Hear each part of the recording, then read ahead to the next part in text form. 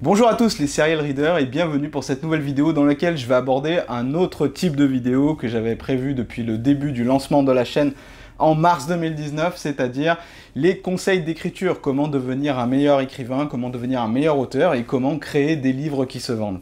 Comme vous l'avez sans doute remarqué, j'ai pris un petit peu de retard sur ma chronique du Cygne Noir, c'est donc le prochain livre à être chroniqué. Le problème c'est qu'il est extrêmement lourd et que j'avais en même temps la sortie de mon nouveau livre qui m'a demandé absolument tout mon temps libre. Je vais parler de Concentraction, donc c'est encore un livre que j'ai écrit grâce aux lecteurs, grâce à la communauté qui me suit depuis le début. Et donc voilà, ça fait maintenant quelques années que je vis de mes écrits, je suis extrêmement reconnaissant de pouvoir le faire. J'ai regroupé pour vous 5 conseils qui vous permettront d'être un meilleur auteur et d'écrire des livres qui se vendent bien.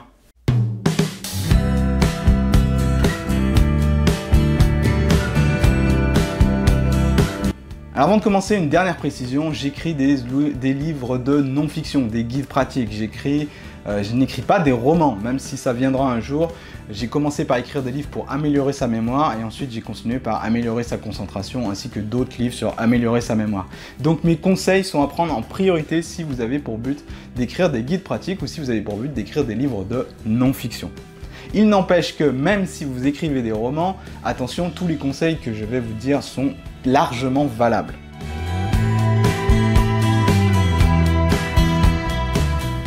Mon premier conseil, c'est d'écrire pour les autres et non pas pour vous.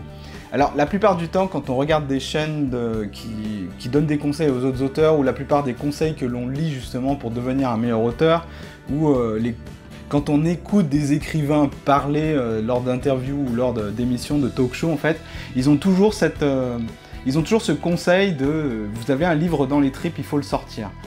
Ça marche peut-être quand on a un grand écrivain, peut-être quand on a un bel auteur, quand on a déjà écrit beaucoup de livres à son actif. Et ce conseil, c'est avant tout pour sortir un livre si vous avez du mal à écrire et si vous hésitez à l'idée de sortir un livre, oui, il va falloir le sortir. Oui, il va falloir publier, écrire et le terminer parce qu'il ne faut pas que ça reste tout le temps à l'intérieur de vous, quoi.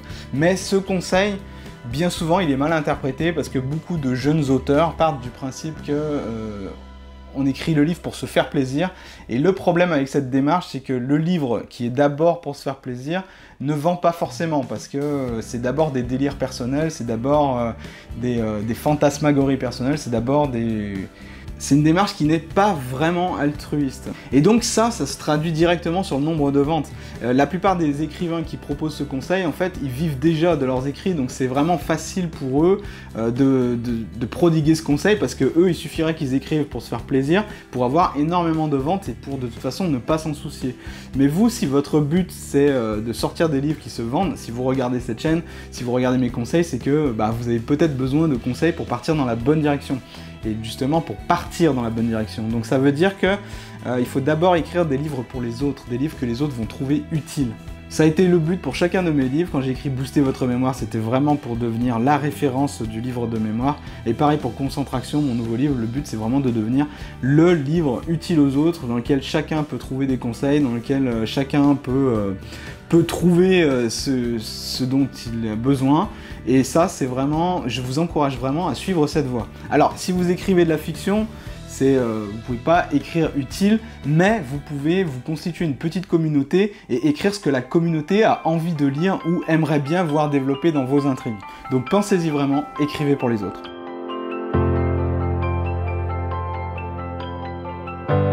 Mon deuxième conseil, c'est de faire des phrases simples mais limpides. Alors, je ne sais pas si ça vous est déjà arrivé, mais il y a plein d'écrivains, d'auteurs célèbres qui écrivent des best-sellers. Et donc, notre réflexe en tant qu'auteur, c'est d'un peu de lire ce qui se fait et de voir pourquoi ça marche, pourquoi cet auteur-là, il vend tant d'exemplaires alors que d'autres sont complètement inconnus.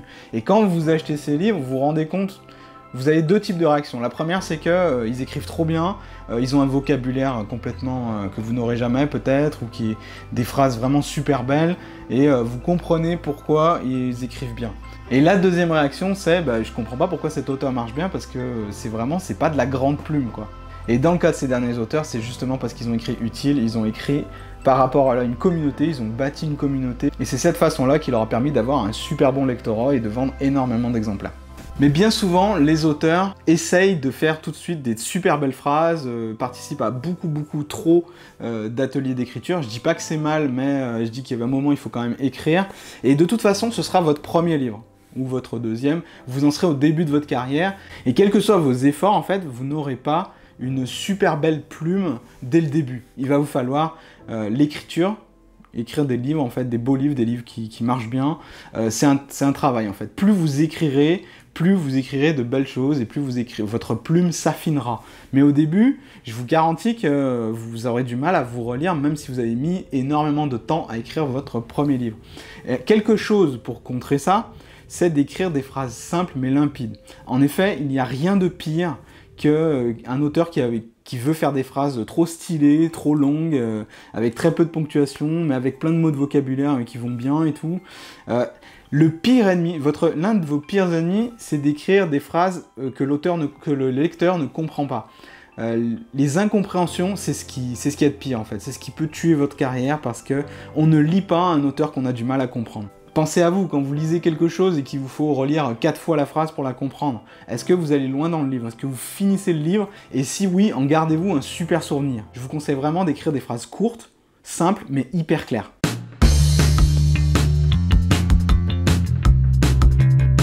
Mon troisième conseil est d'avoir un plan d'écriture. Alors il y a beaucoup d'auteurs qui n'ont pas vraiment de plan d'écriture, ils ne savent pas exactement ce qu'ils vont écrire, et c'est notamment le cas des auteurs de fiction qui veulent écrire à l'inspiration. Ils ont une situation de début, ils ont à peu près la fin du livre, ils ont peut-être des scènes par-ci par-là, mais ils ne savent pas vraiment combien de temps ça va leur prendre, ils ne savent pas vraiment où l'histoire va mener exactement, ils ont quelques points de passage, mais ils n'ont pas la trame complète. Et pour les auteurs de guide pratique, ça se traduit par où on ne sait pas par où commencer, on ne sait pas jusqu'où s'arrêter. Ça, c'est un piège aussi. Si vous n'avez pas de plan d'écriture, c'est-à-dire si vous n'avez pas la table des matières avant de commencer, en fait, tout simplement, si vous ne savez pas exactement sur quoi vous allez écrire et où vous allez vous arrêter, justement, vous allez être tenté de toujours en rajouter. Vous allez faire des recherches peut-être que vous allez lire pour avoir de l'inspiration, et tout de suite, vous allez avoir envie de rajouter des choses. Et en rajoutant des choses, ce qui va se passer, en fait, c'est que vous ne terminerez jamais votre livre, et quand vous l'aurez terminé un jour, vous vous rendrez compte qu'il est beaucoup trop lourd et qu'il part dans tous les sens, et du coup, ça aussi, le lecteur, il aime pas vraiment quand vous écrivez de la non-fiction qui part dans tous les sens. Et avoir un plan d'écriture, c'est vraiment bien pour se canaliser, pour aussi enlever la partie du stress, parce que du coup, vous savez par où commencer, et pour pouvoir terminer ce que vous écrivez.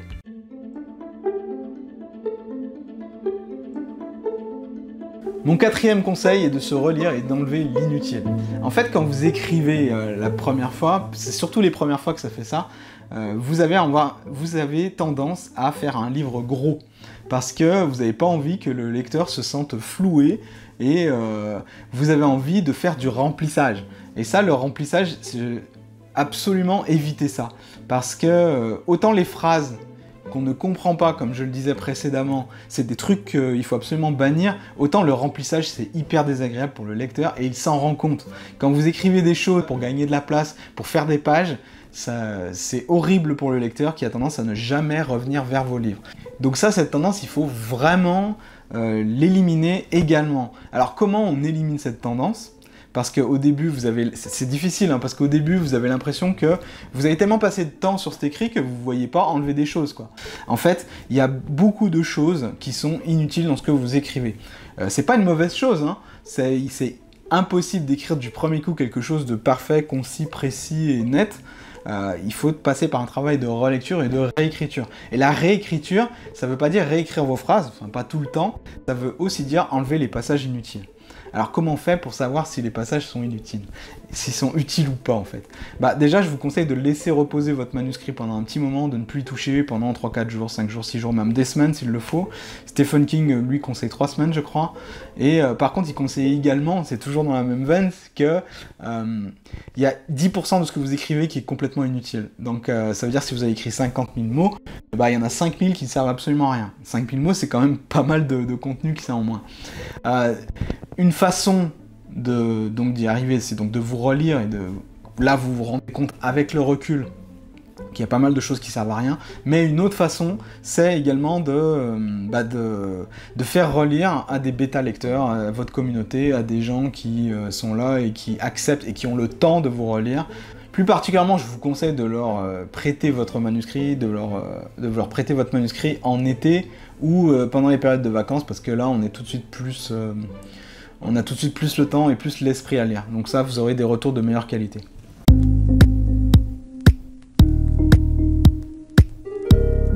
Et enfin, mon dernier conseil, c'est de faire la promotion de votre livre vous-même sans vendre votre âme au diable. Alors là, il y a plusieurs cas de figure. Souvent, les auteurs détestent faire la promotion de leur livre.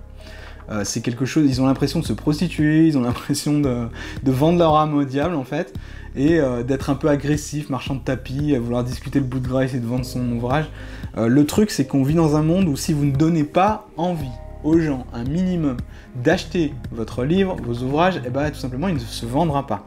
Et il y a pas mal d'auteurs qui partent du principe que moi j'ai une maison d'édition, alors de toute façon c'est le boulot de la maison d'édition ça, et c'est eux qui le font, c'est eux qui vont me chercher les communiqués de presse, etc. C'est eux qui vont faire la promo de mon livre. Si vous pensez que c'est le boulot de la maison d'édition et qu'ils font ça super bien et que ça va se vendre tout seul grâce aux interviews, au salon du livre, etc. Je vous conseille de repenser un petit peu ça.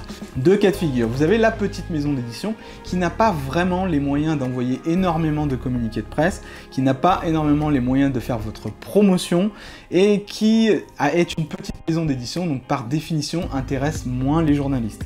Déjà, donc pour la visibilité de votre livre, ça va pas se vendre tout seul parce que vous êtes édité. Ça vous donnera accès à des salons, à des dédicaces peut-être, mais ça s'arrêtera là.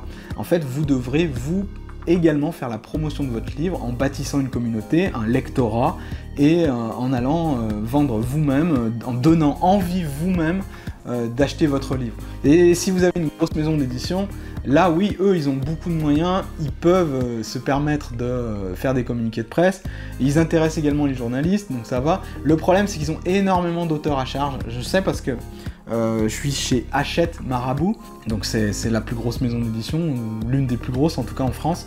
Ils ont énormément de moyens, mais faut pas croire que vous avez un traitement de faveur, hein. Ils ont trop d'auteurs en fait à s'occuper, et ils n'ont pas vraiment le temps de faire votre promotion autre que quelques communiqués de presse envoyés. Vous aurez accès à certains salons du livre, certaines dédicaces, mais ça s'arrêtera là en fait. Vous aurez une belle carte de visite, parce que publier chez une grosse maison d'édition c'est quand même super bien, puis c'est une certaine fierté, on va pas se le mentir. Maintenant, faut pas croire que ça suffira à vendre votre livre tout seul. Vous en vendrez plus, certes, mais déjà, pour avoir une grosse maison d'édition, c'est le chien qui se mord la queue, parce que pour avoir une grosse maison d'édition, il faut que vous ayez déjà vendu pas mal de livres. Ou que vous ayez un livre dans lequel l'éditeur croit. Donc, moi j'ai été publié dans une grosse maison d'édition parce que Booster votre mémoire marchait très bien en auto-édition et que j'avais déjà une communauté bien établie. Donc, la maison d'édition ne prenait pas de risque en misant sur moi.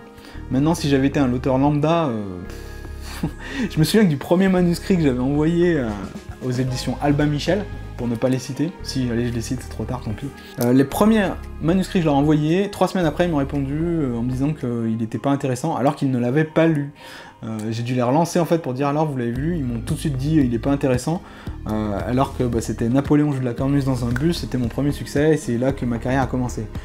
Et je l'ai publié en auto-édition parce que la grosse maison d'édition ne le voulait pas. Donc voilà, c'est tout ça pour dire que ça a marché parce que j'ai fait la promo moi-même. Donc à un moment, il faudra vous y passer, mais pas de soucis, ça s'apprend, on pourra l'apprendre lors de prochaines vidéos. Voilà, j'espère que ces conseils vous ont plu et je vous dis à bientôt pour la prochaine vidéo. Salut!